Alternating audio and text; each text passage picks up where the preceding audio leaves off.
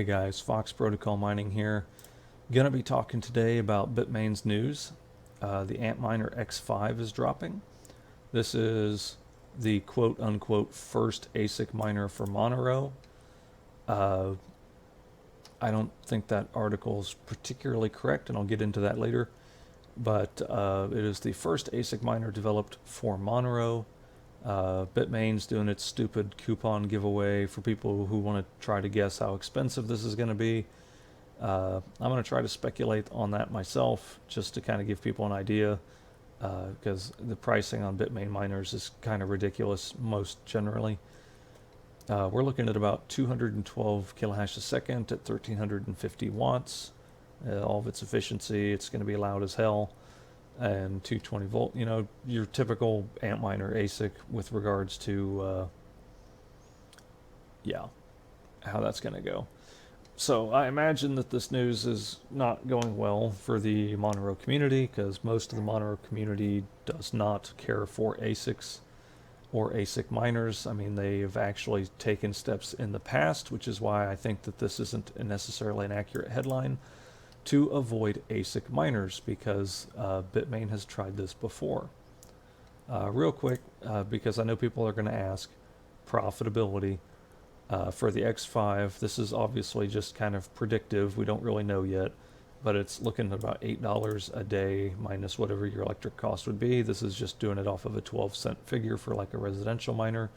I would expect these figures to go down because these are not fully live yet on the network, and we're still not entirely sure about how many units are in the run. Generally speaking, you can get an idea based on difficulty spikes, but random X being what it is, it's rather difficult to determine that because of the fact that random X is just a conglomeration of multiple algorithms into one, basically, changing at random. But we can see a few instances of increased difficulty in the past 6 months. Whether those are Bitmain testing machines or not, it's impossible to really know 100%, but we will find out definitively as these units ship. Now, kind of rolling back to what do I mean by the first ASIC miner headline? Well, what I mean by that is very simply that Bitmain has the X3 already released. The X3 is a kryptonite miner, 220 kilohash, yada yada. Here's all of its specs for whatever that it is, but that is what originated from the original Monero hard fork. They did this because of pressure from ASICs. They knew an ASIC was going to be released, and they took steps to implement a fork, which is what resulted in Monero Classic being created, because that is the original kryptonite variation of Monero, Monero now being random X. So the speculation that I have right now is as to whether or not the team or the community is going to consider forking to a different algorithm depending on what the impact of these ASICs would be. Because the Monero of 2018 is not the Monero of 2023. It's on a whole nother algo. It's much more established. It's got a higher hash rate. So the original statements made by the team in regard to the fork originally was that, you know, if ASICs were to become more demographically spread out, more decentralized, that they would probably consider ignoring them if they came on network. But I don't know if that's changed really, because we still have Bitmain being the powerhouse of ASIC production, which means it's still highly centralized.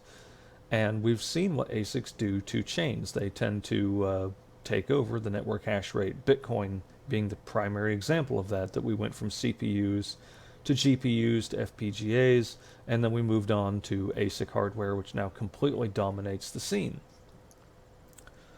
And, you know, people have been asking this question for a long time. This is 7 years ago. People were wanting to know what the impact of ASIC mining was going to be on the chain.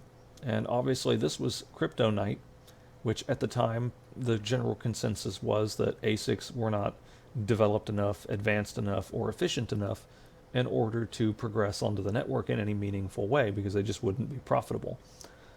However, ASIC efficiency has gotten insanely better in the last couple of years. So here we are, wanting to know what impact this is going to have.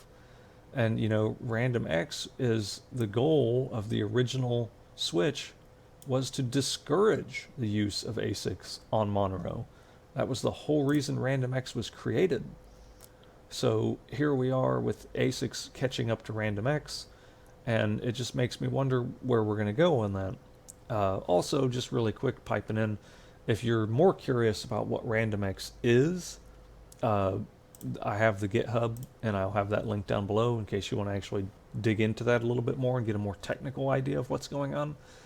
I'm not going to do that because, frankly, I'm not that technical. I'm just more of your overview guy. But back to the problem at hand, what is the community going to do? And the question on everybody's mind is, what impact is this going to have? Based on what I can, just basing it on what I can see on the difficulty charts for the last 6 months, I would assume that Bitmain would have tested more recently. So I would have to assume that these jumps in difficulty are related to that.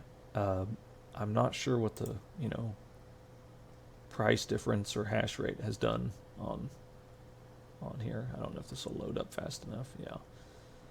So, I mean, here we have, what's this?